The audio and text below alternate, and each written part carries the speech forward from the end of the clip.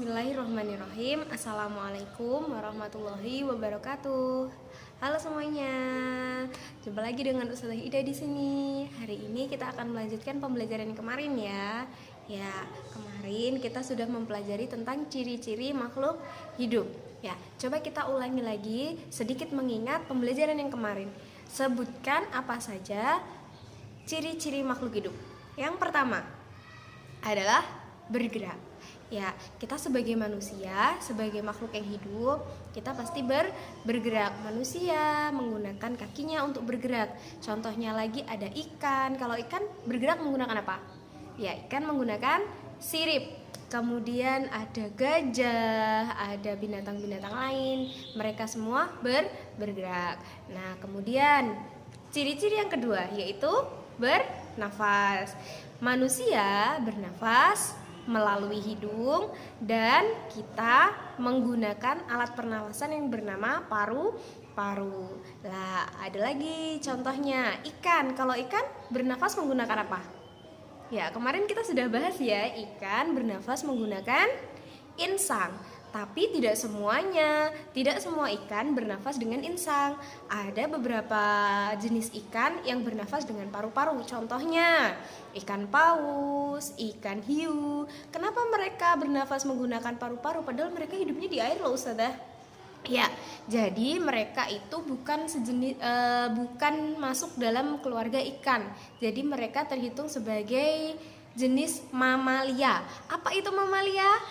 Mamalia adalah binatang yang menyusui. Nah, binatang yang menyusui mereka akan bernafas menggunakan paru-paru. Itulah keistimewaan dari ikan paus, ikan lumba-lumba, kemudian ada juga ikan hiu. Nah, mereka bernafas menggunakan paru-paru. Kemudian setelah bergerak, bernafas, terus yang ketiga apa? Kemarin kita sudah bahas asal mulanya dari telur Ustazah, habis itu menetas menjadi anak ayam. Dari anak ayam yang masih kecil tumbuh sampai dewasa hingga dia bisa bertelur kembali. Nah, itu namanya apa? Itu namanya tumbuh. Semua makhluk pasti akan mengalami pertumbuhan, baik itu rambutnya tumbuh, kukunya tumbuh, tambah tinggi badannya, bertambah besar, itu namanya tumbuh. Setelah tumbuh kemudian apalagi? Ada peka terhadap rangsang. Kemarin kita sudah bahas. Contohnya ketika daun putri malu terkena sentuhan, dia akan menguncup. Nah, dia menguncup itu karena dia peka terhadap rangsang. Rangsang berupa sentuhan. Manusia sendiri ketika kita disentuh, kita akan merasakan. Nah, itu namanya peka terhadap rangsang. Ketika ada benda panas yang mendekat, kita akan merasakan panasnya. Itu namanya peka terhadap rangsang. Kemudian apalagi? Kemarin ada tadi bergerak, bernafas, kemudian bergerak, bernafas, tumbuh, peka terhadap rangsang. Kemudian apalagi? Setiap pagi kita pasti makan, kemudian siang nanti makan lagi. Nah, apakah hewan juga demikian? Jadi semua makhluk hidup memerlukan makanan meskipun makanannya berbeda-beda. Contohnya manusia bisa memakan dari jenis tumbuhan, bisa memakan dari jenis hewan. Nah, kalau binatang ada contohnya gajah itu bisa memakan hanya jenis tumbuhan. Kemudian ada singa bisa nggak makan tumbuhan? Nah, singa hanya bisa makan dari binatang lain. Nah, ternyata itu punya namanya sendiri-sendiri. Nah, binatang atau makhluk yang hanya bisa memakan tumbuh-tumbuhan itu namanya herbivora. Kemudian kalau makhluk hidup yang hanya memakan hewan lain atau daging seperti itu namanya karnivora. Kemudian kalau bisa makan dua-duanya, bukan memakan segalanya, kemudian kursi dimakan, meja dimakan, bukan ya. Jadi maksudnya memakan jenis tumbuhan dimakan, dari jenis hewan juga dimakan, itu namanya omnivora. Nah, sudah paham ya sampai sini? Ya, jadi tadi ada 3 jenis, ada karnivora, herbivora, dan omnivora. Kalau herbivora tadi pemakan tumbuhan. Kalau karnivora tadi pemakan hewan-hewanan atau daging-daging. Kemudian yang ketiga adalah yang mampu makan tumbuhan dan juga makan binatang, namanya omnivora. Oke, setelah itu ada bergerak, bernafas, tumbuh, peka terhadap rangsang. Kemudian yang kelima tadi makan. Nah, sekarang yang keenam, berkembang biak. Oke, berkembang biak. Jadi tujuan dari berkembang biak adalah supaya makhluk hidup tidak punah. Jadi mereka terus beregenerasi, punya anak lagi, punya cucu, seperti itu. Hewan juga demikian, karena nanti kalau misalnya dia berhenti berkembang biak, maka lama-kelamaan dia akan jumlahnya semakin sedikit, kemudian bisa jadi akan punah. Contohnya hewan yang akan punah, ada badak bercula 1. Karena dia punya keunikan pada culanya, banyak manusia yang memburunya secara liar, akhirnya dia mendekati punah. Nah, hewan-hewan yang seperti ini harus kita lestarikan dengan cara dikembangbiakkan, dilindungi, seperti itu. Jadi supaya mereka berkembang biak lagi, supaya bisa bertambah banyak lagi, jadi bisa populasinya, jumlahnya bisa bertambah banyak. Nah, berkembang biak sendiri jenisnya juga ada macam-macam. Coba, mama kamu itu berkembang biaknya sama nggak dengan ayam? Beda ya. Jadi kamu dulu lahirnya sebagai telur apa sebagai bayi? Iya, kamu sebagai bayi. Jadi manusia itu melahirkan dengan berkembang biak dengan cara melahirkan. Kalau ayam, bebek, ikan, cicak itu berkembang biak dengan apa? Bertelur ya. Nah, ada lagi hewan yang termasuk dalam golongan reptil. Reptil itu biasanya dia akan bertelur melahirkan. Jadi maksudnya bertelur melahirkan itu, kamu kalau telur ayam itu kan kalau dipecah digoreng kan dalamnya ada putih telur dan kuning telur. Nah, kalau reptil ketika dia di dalam telur itu sudah ada anaknya. Jadi sudah ada anaknya, bukan lagi kuning telur, tapi sudah ada anaknya, kemudian ada isiannya, kemudian dibungkus oleh kulit telur. Jadi hanya dibungkus kulit telur karena itu namanya bertelur melahirkan. Jadi bukan bertelur kemudian bisa digoreng telurnya. Nah, kalau bertelur itu telur yang belum ada anaknya dan bisa kita goreng. Maksudnya seperti itu ya. Iya. Nah, kemudian hari ini coba kita bayangkan, kemarin kita sudah melihat video tentang ikan yang bertelur. Sekali bertelur, ikan itu banyak sekali telurnya. Jadi tidak seperti ayam yang kalau bertelur 1 hebohnya 1 kampung. Nah, kalau ikan itu bertelurnya sekali bertelur dia jumlahnya sampai ribuan, seperti kodok, katak itu juga begitu. Jadi mereka ketika bertelur telurnya banyak sekali. Nah, bahkan pada ikan mas ketika mereka bertelur jumlahnya bisa ribuan. Nah, hari ini kita juga akan belajar tentang menulis dan melambangkan lambang bilangan sampai ribuan. Nah, kalian pernah memegang uang ribuan kan? Coba dihitung nolnya ada berapa. Nah, tahu ya, nolnya ada 3. Kemudian kalau misalnya Ustazah akan menuliskan 2500, bagaimana cara menulisnya? Yuk kita sama-sama belajar ya. Oke, perhatikan ya, bedakan bilangan yang akan Ustazah sajikan berikut ini. Coba, ini bilangan berapa? Ya, ini adalah bilangan 5. Nah, kalau begini, ini bilangan berapa?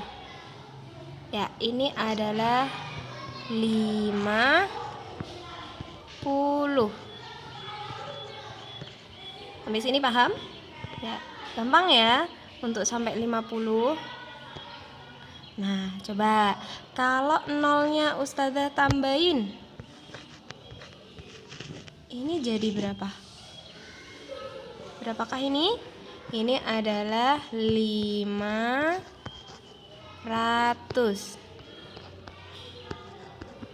Nah, kalau begini, nolnya 3. Jadi berapa? Iya, ini 5.000. Sampai sini paham? Nah, sekarang kita akan mempelajari posisinya. Satuannya berapa? 5 itu satuan. Nah, kalau 50 itu karena dibaca puluh maka dia adalah puluhan. Nah, lagi. Jadi ada satuan, ada puluhan. Sekarang kalau 500, namanya ratus. Berarti berapa? Apa posisinya? Ratusan. Jadi nilai tempatnya ratusan. Nah, kalau nolnya 3 dibaca 5.000. Maka nilainya dia, tempatnya dia di ribuan. Nah, sampai sini paham?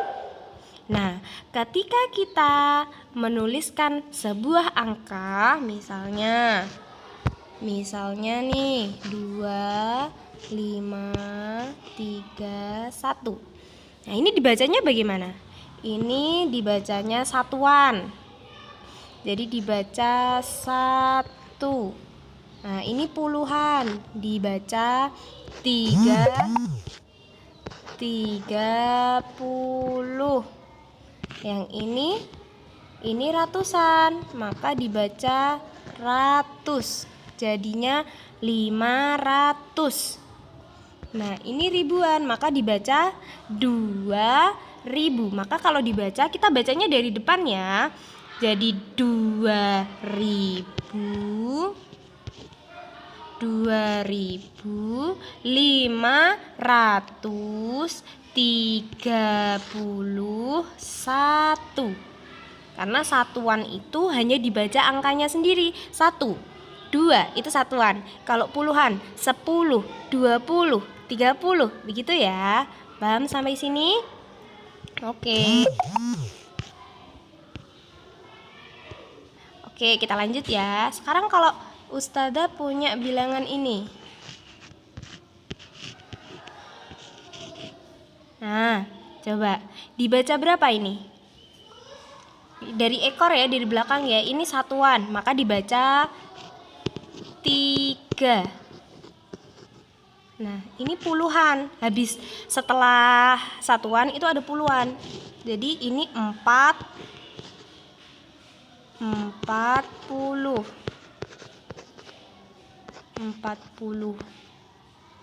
Kemudian ini adalah ratusan. Jadi 500. Ini ribuan. Jadi kalau 1 itu 1.000 apa 1.000?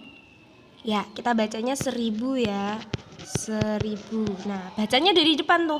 1.543. Bisa ya? Oke, berarti sudah paham. Kita lanjutkan ke selanjutnya. Tahukah kalian bahwa cicak dan ikan mempunyai kesamaan? Apa ya? Ikan hidup di air. Cicak hidupnya di mana?